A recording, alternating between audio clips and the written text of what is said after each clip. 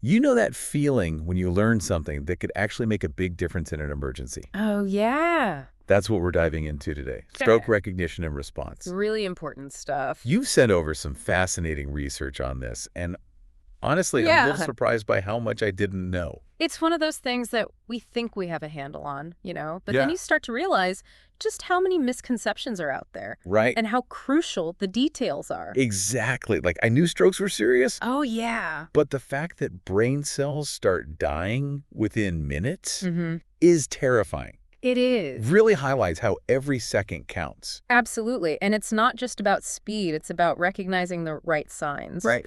We often hear about the F.A.S.T acronym. Yeah. But even that has some nuances that most people miss. Okay, before we get into F.A.S.T, can you give us a super quick rundown? Sure. On the different types of strokes? Of course. Just to make sure we're all on the same page. Yep. Sure thing. So the most common type is an ischemic stroke. Wow. Where a clot blocks blood flow to part of the brain. Oh. Then there are hemorrhagic strokes, which are less common but often more severe, where a blood vessel in the brain ruptures. And this is where that times brain concept becomes so critical, right? Yes. Because the treatment for each type can be different. Exactly. For ischemic strokes, there are clot-busting drugs. Right. That can be incredibly effective if administered within a few hours. Okay. But those same drugs could be disastrous for hemorrhagic stroke. Wow, that's a lot of pressure to get it right. It is. So tell me, how does F.A.S.T help us navigate that? Well, F.A.S.T is a mnemonic that helps us remember the most common stroke symptoms. It stands for face drooping, arm weakness, speech difficulties, and time to call emergency services. It's a quick checklist to help you decide if someone needs immediate medical attention. Okay, so let's break down each letter. I've definitely seen people struggling to smile evenly in those stroke awareness campaigns. Right. So with F for face drooping, you're looking for asymmetry. Ask the person to smile. And if one side of their face droops or doesn't move as well as the other, that's a red flag. And what about A for arm weakness? Yeah. How noticeable does that have to be? It can be subtle. Okay. Ask the person to raise both arms in front of them, even if one arm drifts downward slightly or they have trouble holding it up. Yeah. That's a warning sign. Interesting. I'm guessing S for speech difficulties is more than just slurring words, right? Absolutely. It can also be difficulty understanding what others are saying or finding the right words themselves. Okay. If their speech is suddenly garbled or they seem confused by simple questions, that's a concern. And then there's T for time, which I think is the most important of all. Definitely. One of the articles you sent mentioned that people sometimes hesitate to call 911. Oh, yeah. Because they think they're overreacting. Yeah. Or the symptoms might go away. It happens. Yeah. That hesitation can be deadly. Right. Time lost is brain lost. Wow. Even if the symptoms seem to be fading, it's crucial to call emergency services immediately. Okay. What might seem like a minor episode could be a transient ischemic attack, or TIA. Okay. Often called a mini stroke. So a TIA is basically a warning shot, right? Pretty much. Like your brain is saying, hey, pay attention, something's not right here. Exactly. It's a temporary blockage of blood flow. Okay. And the symptoms usually resolve quickly, but it's a huge red flag that a more serious stroke could be on the horizon. Okay. This is all making a lot of sense. But what about those less obvious symptoms? Sure. I know there are other things that can indicate a stroke beyond the classic F.A.S.T signs. You're right. Things like sudden severe headache, dizziness, vision problems, confusion, or loss of balance can also be signs of a stroke. And these symptoms can be especially tricky because they can be attributed to other things like migraines or fatigue. So how do we know when it's serious enough to warrant calling for help? That's a good question. I mean, I don't want to be that person who calls 911 for a headache. Right. But I also don't want to ignore something potentially life-threatening. That's a valid concern, but remember, it's always better to err on the side of caution. Okay. Medical professionals are trained to assess the situation and determine if further evaluation is necessary. And trust me, they'd much rather deal with a false alarm than a delayed diagnosis. Okay, that makes sense. So let's say we've recognized the signs. We've called 911. Okay. What should we do while we're waiting for the paramedics to arrive? There are a few crucial things you can do that might make a big difference. Okay. First and foremost, note the exact time the symptoms started. Why is that so important? It helps the medical team determine which treatment options are available. Oh. Some medications, like those clot-busting drugs we talked about, Right. have a very specific window of effectiveness. So knowing the precise timeline could literally save a life. Exactly. Another important thing is to avoid giving the person any medication. Okay. Even aspirin or ibuprofen. Why is that? I always thought aspirin was helpful in these situations. While aspirin can be beneficial for certain heart conditions, Oh, okay. it could be harmful in the case of a hemorrhagic stroke. Right. It's best to let the medical professionals make that call. Got it. So no DIY medicine. Right. What else should we be doing? Make sure the person is in a safe and comfortable position. Okay. If possible, help them lie down on their side to prevent choking if they vomit. Okay. Loosen any tight clothing and try to keep them calm and reassured. And what about CPR? Yeah. Should we be prepared to perform that?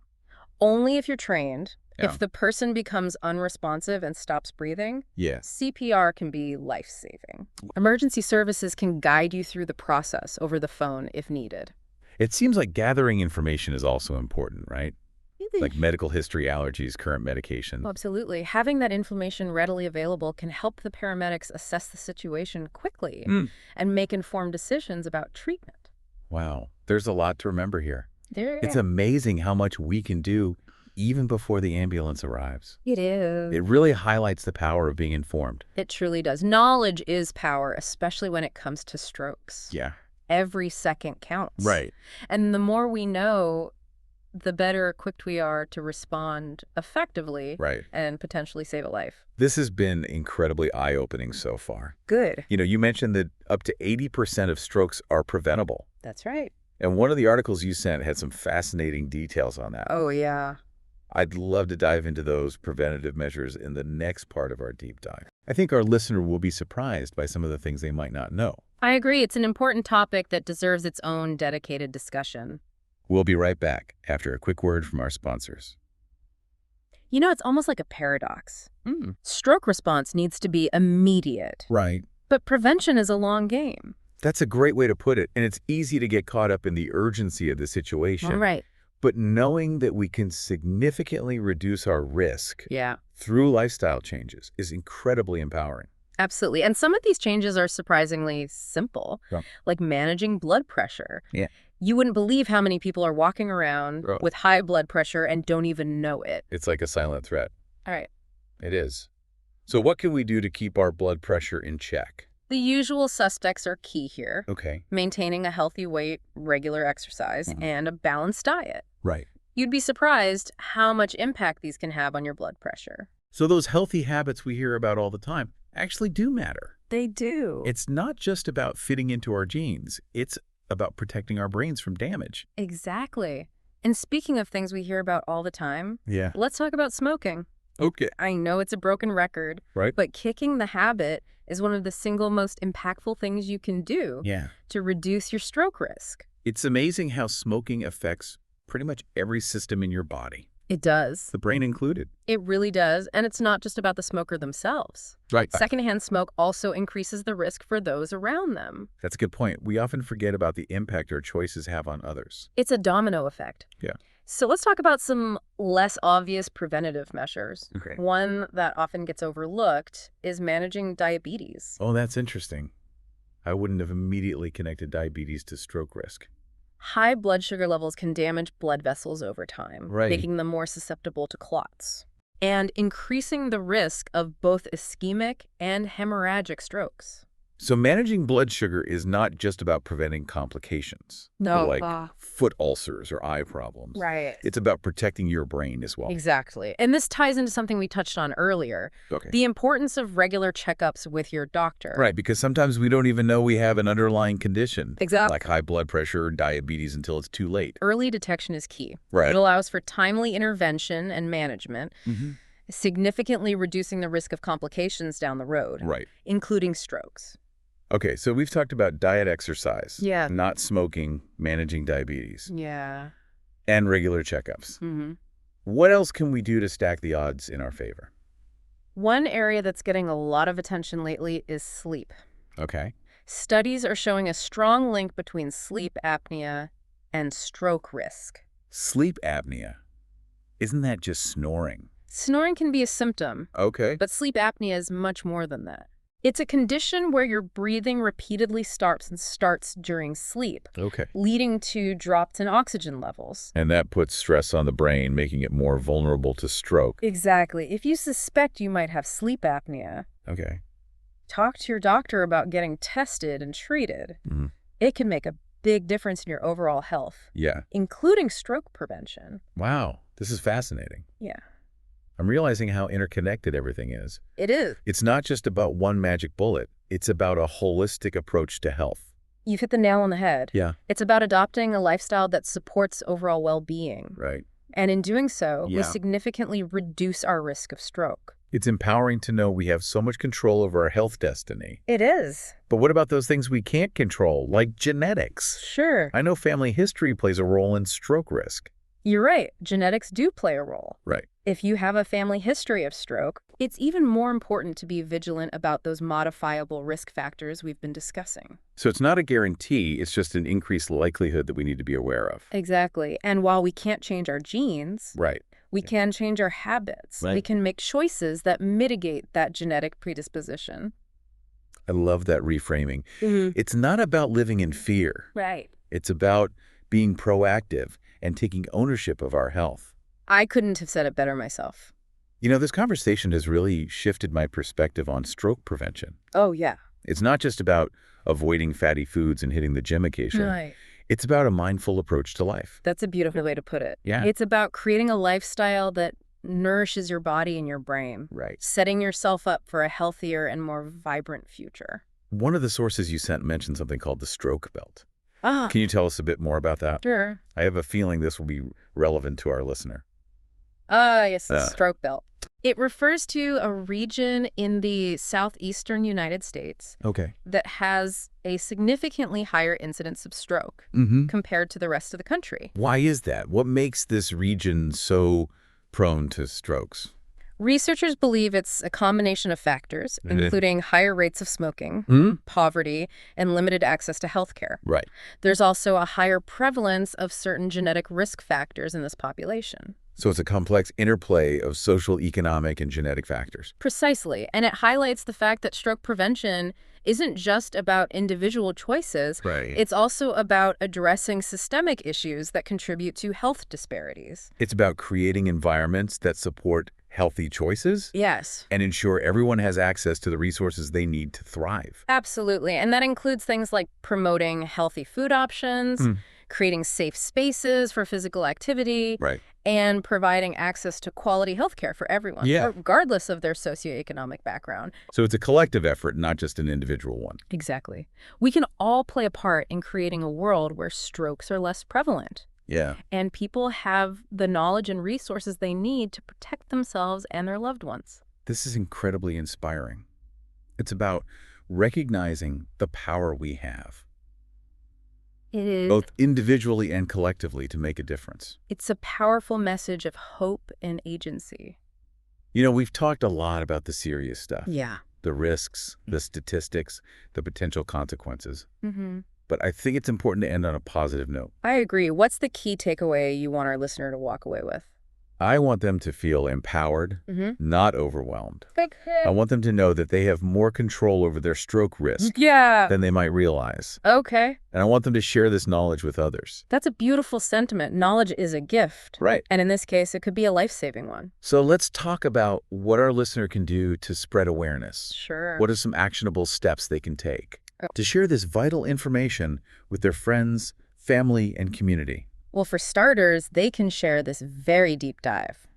That's a great idea. Yeah. It's an easy way to spark a conversation Yeah. and get people thinking about stroke prevention and recognition. Exactly. They could also talk to their loved ones, Right. especially those who might be at higher risk, about the importance of knowing the signs of a stroke and responding quickly. Okay. They could even organize a family gathering or a community event Yeah. focused on stroke awareness. I love that, turning knowledge into action. Right. Maybe they could print out some F.A.S.T. acronym cards to keep handy or share with others. Simple but effective.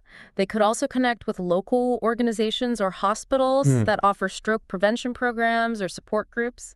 It's amazing how many resources are out there. There are. We just need to make sure people know about them. Exactly. And social media is a powerful tool for spreading awareness. Oh, yeah. Sharing infographics articles or even personal stories about stroke can reach a wide audience.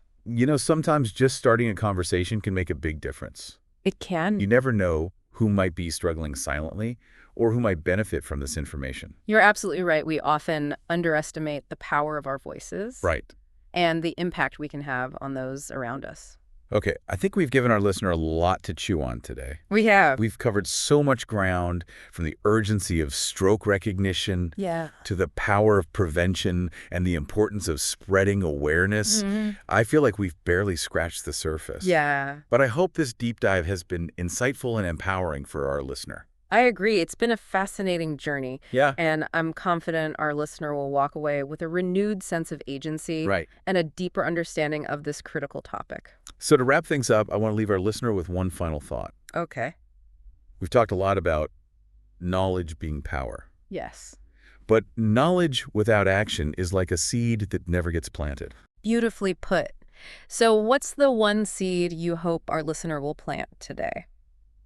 I hope they'll take this information and turn it into positive change. Oh. Whether it's making a healthy lifestyle choice, starting a conversation with a loved one, or sharing this deep dive with their community. Yeah. I hope they'll use this knowledge to make a difference in their own lives and the lives of those around them. And on that note, we want to thank our listener for joining us on this incredible deep dive. Yes. We hope you found it informative, engaging, and most importantly, empowering. Remember, knowledge is power. And in this case, it has the power to save lives. Absolutely. Until next time, keep those brains healthy. Keep those conversations flowing. Yeah. And keep diving deep into the world of knowledge.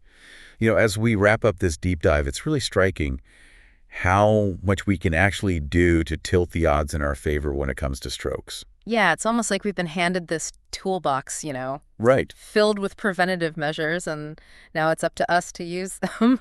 I love that analogy. Yeah. And what's even more encouraging is that many of these tools are things we already know are good for us, like eating a balanced diet, exercising regularly, and managing stress. It's a reminder that taking care of our overall health is the best investment we can make, not just for our physical well-being, but for our brain health as well. Exactly. And speaking of investments, one of the sources you sent mentioned that the economic burden of stroke is staggering. Oh, yeah. Both in terms of healthcare costs and lost productivity. That's right. The numbers are pretty eye-opening. Yeah. Stroke is a leading cause of long-term disability. Right. And the cost of care rehabilitation and lost wages adds up quickly. It's a reminder that stroke prevention isn't just a personal health issue, it's an economic one. Absolutely. By investing in prevention, we're not just protecting ourselves. Right. We're also contributing to a healthier and more productive society. So it's a win-win. It is. We get to live healthier lives, and we contribute to a stronger economy. Now, before we wrap up, I want to circle back to something we touched on earlier. Sure. The importance of recognizing stroke symptoms in others. Yes. Yeah. That's so crucial. Sometimes we might be the only ones who notice something's wrong with a friend, family member, or even a stranger. It's like we're all part of a community watch for stroke. Yeah. Looking out for each other. That's a great way to think about it. We need to be aware not just for ourselves, but for those around us. So let's say we see someone exhibiting those F.A.S.T symptoms. Yeah. Or any of the other warning signs we discussed. Yeah. What's the best way to approach the situation? First and foremost, don't panic. Right. Stay calm and assess the situation. Okay.